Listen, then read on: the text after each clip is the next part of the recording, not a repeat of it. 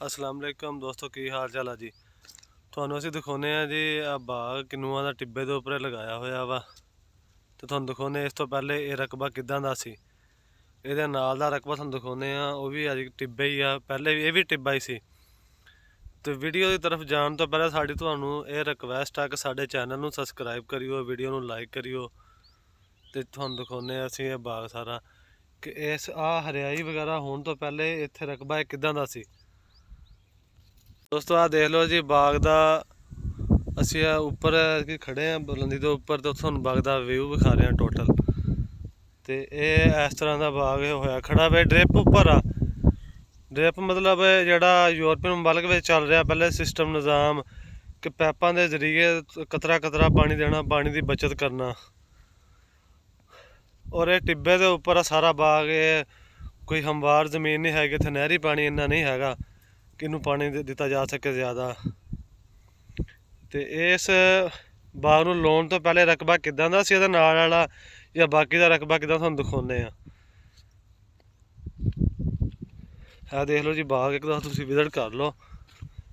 यह बन वगैरह लगा होया जी इस रकबे के साइड ते। साइडा ते इन्होंने किन्नू के पौधे लाए ताकि वाड़ बन जाएगी और मिट्टी वगैरह का कटाव भी नहीं होएगा और बाग नू मतलब हिफाजत भी देगा कि जानवरों तो। और देख लो जी दूर दूर तक एक मरबे के 25 एकड़ के बाग लगा होया, तो थानू दूर दूर नज़र आ रहा बाकी सारा रेगिस्तान। तो देख लो जी ये पहले रकबा इदां दा सी रेगिस्तान सारा। देख लो दूर दूर तक थानू कोई आबादी या कोई फसल कोई चीज़ नज़र नहीं आ रही, सिर्फ रेगिस्तान है, टिब्बा ही है, चोलिस्तान ही है। तुसीं देख लो जी दूर दूर तक। और ये देख लो या बाकी इंसान ने देख लो कितनी तरक्की कर ली। देख लो जी हर तरफ हरियाई हरियाई नज़र आ रही है।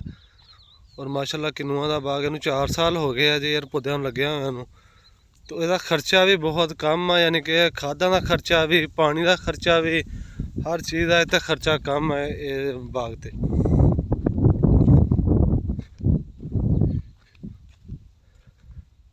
साइडा ते इन्होंने शीशम वगैरह दरख्त वगैरह भी लाए हैं। देख लो तुसीं माशाल्लाह देखो कितना प्यारा है सारा बाग तैयार होया खड़ा। देखो जी माशाल्लाह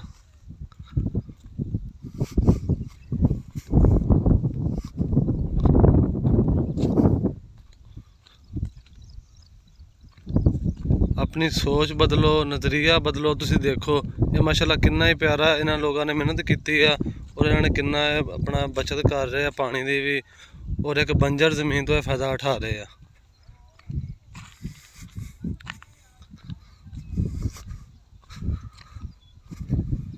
जी इन्हों पानी वाला तलाब जिथे पानी देंगे आ, ये सोलर सिस्टम सारा निज़ाम है।